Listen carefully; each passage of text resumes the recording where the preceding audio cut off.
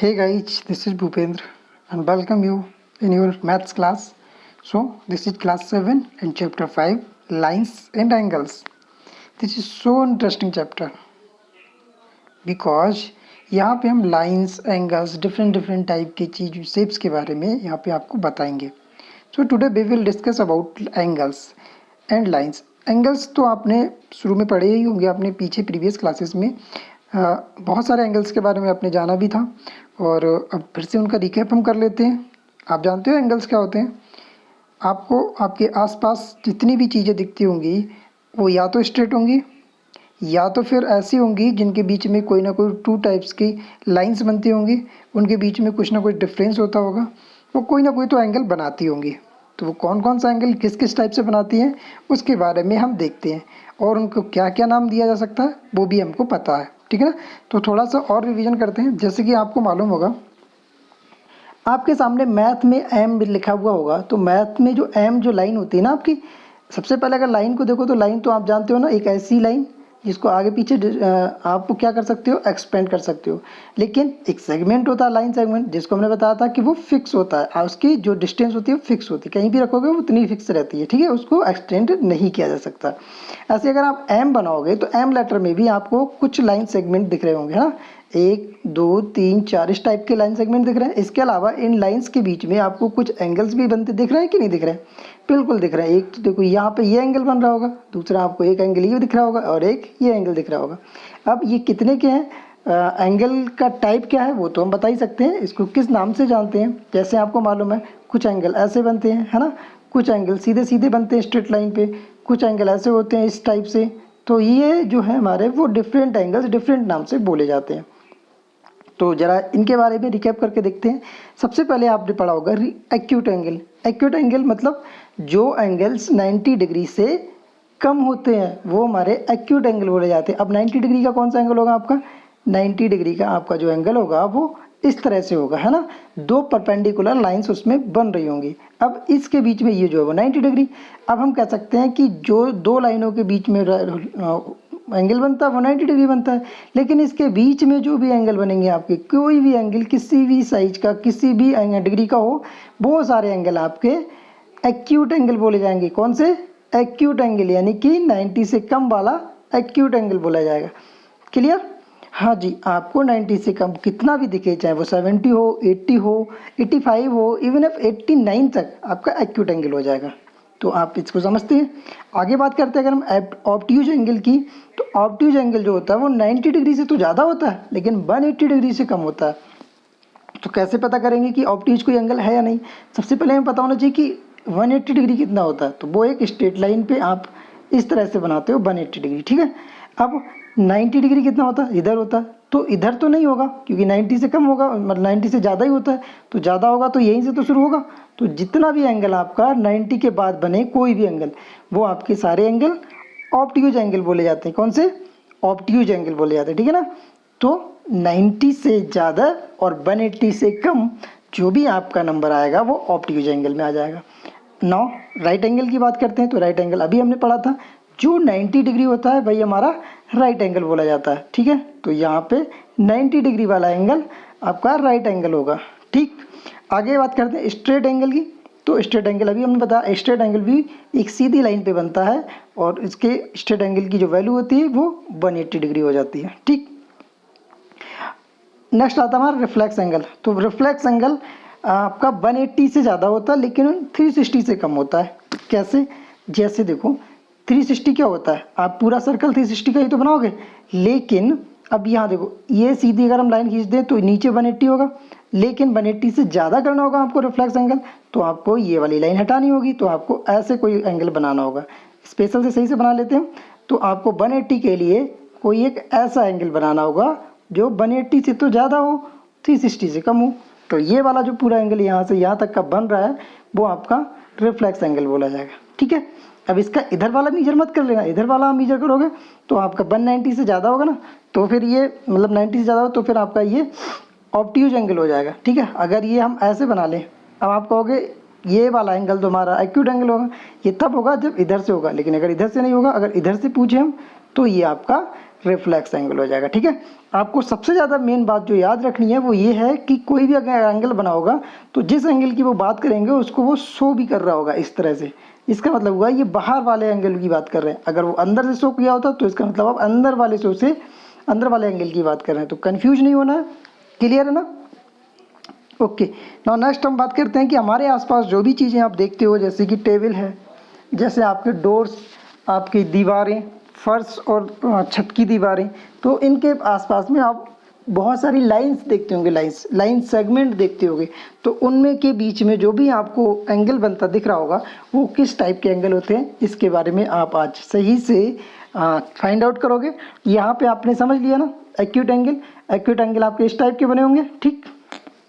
Obtuse angle आपके इस type के बने होंगे, राइट एंगल इस टाइप से बना होगा, और स्ट्रेट एंगल बिल्कुल सीधा हो जाएगा, ठीक हो गया। और रिफ्लेक्स एंगल आपका इस तरह से बना होगा, ये बाहर वाली चीज़।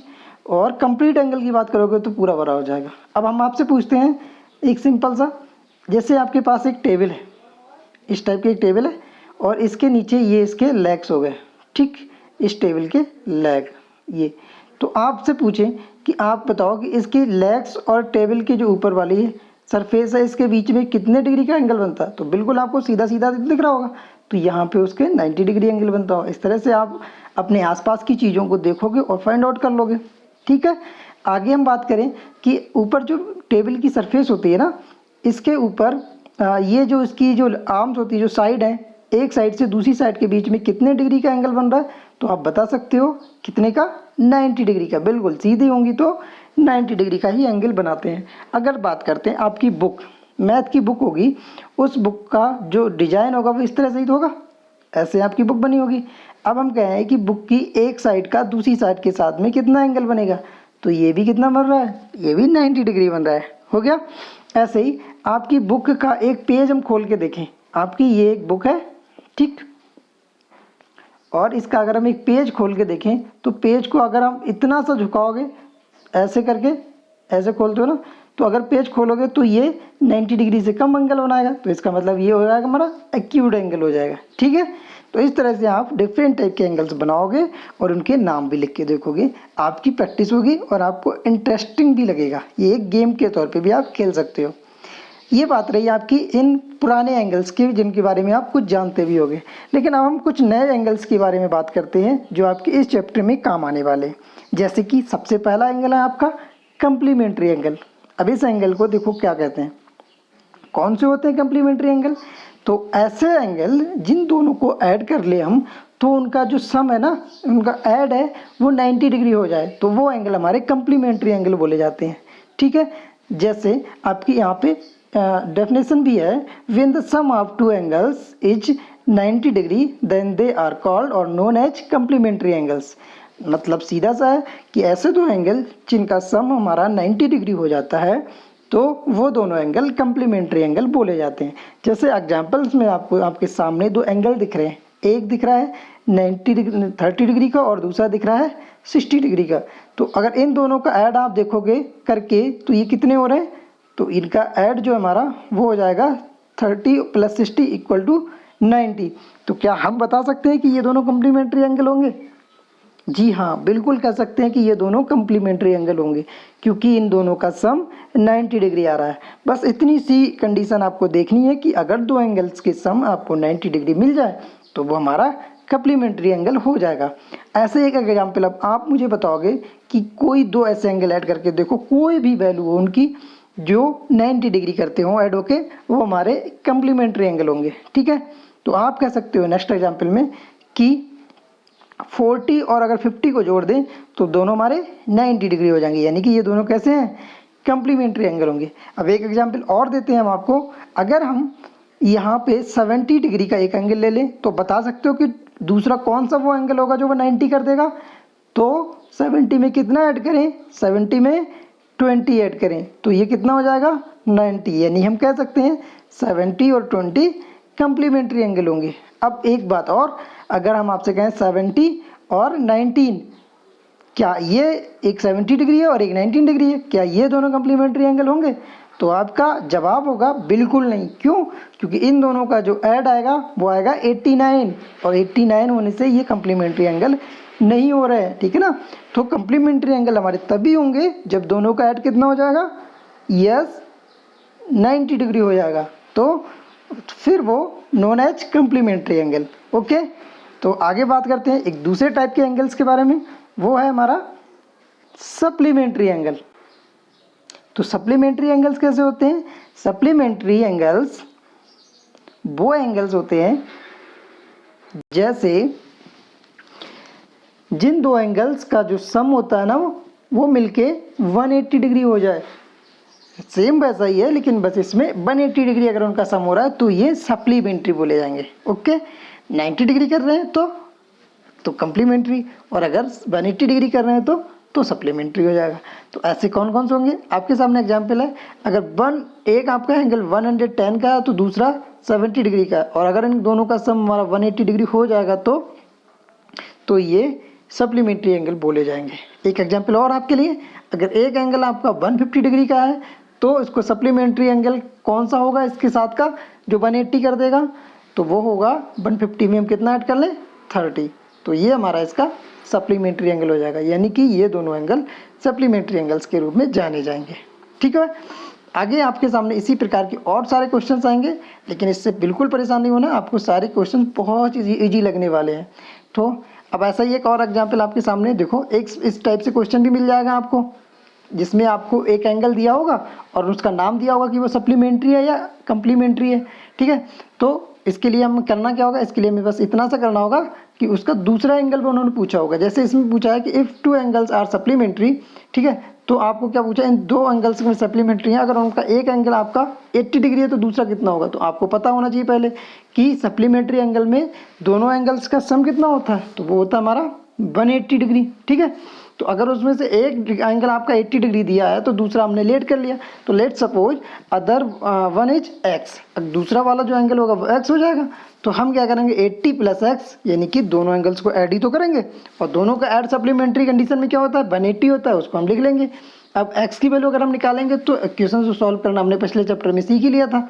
तो कैसे करेंगे, अब x की वैल्यू निकालने के लिए 80 को दूसरी साइड में ले जाएंगे, तो 80 इस साइड में आ जाएगा, तो जब कोई दूसरा नंबर एक साइड से दूसरी साइड में जाता है तो वो अपोजिट साइन में आ जाता है, तो यहाँ प्लस साइन में ना इधर आके माइनस साइन हो जाएगा। तो x इक्वल टू 180 माइनस 80, यानी कि 180 में से 80 माइनस करोगे तो आपका जो आंसर बचेगा वो 100 ही तो बचेगा। तो हम कह सकते हैं कि जो हमारा दूसरा सप्लीमेंट्री एंगल होगा वो 100 हो जाएगा, यानी कि एक 80 और दूसरा 100 हो जाएगा। ठीक, दिस इज योर आंसर। ऐसे अगर आपका सप्लीमेंट्री पूछा होता, तो जैसे हम आपसे पूछे कि आपका दो एंगल जो है वो सप्लीमेंट्री है, सॉरी कंप्लीमेंट्री है, तो अगर कंप्लीमेंट्री में एक एंगल आपका 60 डिग्री है तो दूसरा एंगल कितना होगा, तो आपको ऐसे ही करना होगा, एक 60 है दूसरा x ले लो, और दोनों को जो वैल्यू होगी वो कितनी हो जाएगी, 90 हो जाएगी, क्योंकि ये कंप्लीमेंट्री है। तो x की वैल्यू निकालने के लिए 60 को दूसरी साइड में भेजोगे, तो आपकी x इक्वल टू हो जाएगा 90 माइनस 60, और इसका जब माइनस करोगे तो 90 माइनस 60 हो जाता है हमारा 30, तो दूसरा एंगल 30 हो जाएगा। वैसे भी आप प्लस करके देख सकते हो कि क्या हम 60 और 30 ऐड करेंगे 90 हो जाएगा, तो बिल्कुल हो जाएगा, तो ये हमारा आंसर हो जाएगा। तो इस तरह के क्वेश्चन हो जाएंगे ना। ठीक है, फिर आते हैं अपने नेक्स्ट टॉपिक पे। नेक्स्ट टॉपिक हमारा एडजेसेंट एंगल। एडजेसेंट एंगल कौन कौन से होते हैं, इसके लिए कुछ प्रॉपर्टीज होती हैं जिसको आपको ध्यान रखना है। एडजेसेंट एंगल में कॉमन वर्टेक्स होता है और उनका कॉमन आर्म होती है, और एक non common arms on either side होता है, और नॉन कॉमन साइड होती है जो उनकी एक भी साइड में नहीं हो। तो कैसे करेंगे इसको, आपको ऐसे तो समझ में आया नहीं होगा। ठीक है, फिर एग्जाम्पल देखते हैं। एग्जाम्पल में देखिए, सबसे पहला पॉइंट हमारा यही है कि उनका कॉमन वर्टेक्स होना चाहिए। तो वर्टेक्स तो आप जानती हो, जिस पॉइंट से उनकी रेज निकलती है वो वर्टेक्स बोलते हैं। तो यह वर्टेक्स आपका कौन सा है, ओ, यानी कि यहाँ पे जो भी एंगल बन रहे हैं उनका वर्टेक्स कॉमन है, यानी कि पहली वाली कंडीशन सक्सेसफुली है। दूसरी कंडीशन देखते हैं, कॉमन आर्म होनी चाहिए। तो कॉमन आर्म कौन सी होनी चाहिए, एक तो देखो हमारा एक एंगल इसमें बन रहा है आपका ए ओ बी, ठीक है, और दूसरा एंगल हमारा बन रहा है बी ओ सी, ठीक है। तो आपका इन दोनों में कॉमन आर्म हो रही है कि नहीं हो रही, इसके लिए हम क्या करेंगे पता करो। तो इसमें क्या हुआ था, इसमें हम कर सकते हैं कि हमारा एक ए ओ बी और बी ओ सी जो दो कॉमन जो एंगल बन रहे हैं, क्या वो एडजेसेंट हैं। तो सबसे पहले इनका वर्टेक्स कॉमन तो है ही, दूसरा हमारा कॉमन आर्म्स कौन सी है, कॉमन आर्म देखो ए ओ बी, ये ओ बी वाली आर्म आपको दिख रही ना, और ये दूसरे वाले एंगल में भी यूज हो रही, जैसे कि बी ओ सी, इस वाले एंगल में भी यूज हो रही, जैसे आप समझो ए ओ बी और बी ओ सी, तो ये वाली आर्म हमने 2 बार यूज कर ली ना, तो ये कॉमन आर्म बोली जाएगी। तो कॉमन आर्म है, ठीक है, इनका वर्टेक्स भी एक ही है और कॉमन आर्म भी है। अब 2 पॉइंट हमारे तो सेम हो गए, अब क्या तीसरा वाला है इसमें एलिजिबल या नहीं, तो उसको भी देख लेते हैं। Non common arms on either sides, जो नॉन कॉमन आर्म है वो उसके अलग अलग साइड पे है कि नहीं है, तो देख लो जो नॉन कॉमन आर्म है, एक तो कॉमन वाली तो बीच में, नॉन कॉमन आर्म कौन सी है, ये वाली और ये वाली, यानी कि ओ ए और ओ सी वो अलग अलग हैं, तो हाँ वो अलग अलग हैं, उनकी अलग अलग साइड पे हैं, तो यानी कि ये वाला भी हमारा पॉइंट इस पे अप्लाई हो रहा है। तो हम कह सकते हैं कि हमारा जो 2 एंगल है ए ओ बी और बी ओ सी, ये दोनों एडजेसेंट एंगल हैं। नहीं आया ना समझ में, ठीक है। एक और एग्जाम्पल लेते हैं, एक एग्जाम्पल और क्या है हम देखते हैं। अगर हमारे पास ये वाला ऐसे हम बना ले, देखो यही वाले एंगल में हम एस वाले में ले लें एंगल ए ओ बी और एंगल ए ओ सी। अब इन किस किस की बात कर रहे हैं, हम बात कर रहे हैं ए ओ बी और ए ओ सी, ए ओ बी और नेक्स्ट हमारा हो जाएगा ए ओ सी। तो हम देख रहे हैं कि हमारी जो कॉमन आर्म है, वर्टेक्स तो सेम है, ठीक है, कॉमन आर्म है, ठीक है, हमारे पास कॉमन आर्म है, कौन सी है, ए ओ वाली कॉमन आर्म है, ठीक हो गया। अब लास्ट में देखते हैं कि नॉन कॉमन आर्म क्या दोनों साइड में है उसके, non common arm common arm के दोनों ओर है, तो नॉन कॉमन आर्म अब इसमें कौन सी होंगी, एक तो सी वाली होगी ओ सी और एक हो जाएगी ओ बी। अब हमारे कॉमन आर्म जो थी वो ओ ए थी, तो क्या इनके दोनों साइड में ये वाली आर्म है, ये वाली नॉन कॉमन आर्म वाली नहीं है ना, तो जब नहीं है तो इसका मतलब ये वाली कंडीशन अप्लाई हो ही नहीं रही, और जब ये हो ही नहीं रही तो इसका मतलब हम क्या कह सकते हैं, तो इसका मतलब ये कह सकते हैं कि ये तीनों कंडीशंस अप्लाई नहीं हो रही, तो एडजेसेंट एंगल नहीं होंगे। आया ना समझ में अब, हाँ जी, एक तो कॉमन वर्टेक्स होना चाहिए, दूसरा कॉमन आर्म होनी चाहिए, होगी तो फिर तीसरी जो आपका पॉइंट है वो ये होना कि कॉमन आर्म जो है ना वो दोनों साइड में होनी चाहिए, कॉमन आर्म के दोनों साइड में नॉन कॉमन आर्म होनी चाहिए। जैसे कि यहाँ पे था ए ओ बी और बी ओ सी, इसमें common arm B O B था और इसमें ओ ए और ओ सी दोनों इसकी साइड में हैं, लेकिन इस वाली कंडीशन में साइड में नहीं थी। कौन सी वाली कंडीशन में, ये वाली में, जब आपकी ये वाली कॉमन आर्म थी तो ये वाली दोनों नॉन कॉमन आर्म इसके बराबर इधर उधर नहीं थी, तो इसका मतलब था ये नहीं है, ये होगा।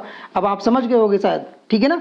तो अब इसके आगे के क्वेश्चंस आपको बहुत ईजी हो जाएंगे, और आज का होमवर्क भी करके देखना ताकि आपको ये और अच्छे से समझ में आ जाएगा, ठीक है। तो अभी के लिए आप इतना ही, चलते हैं, बाय बाय।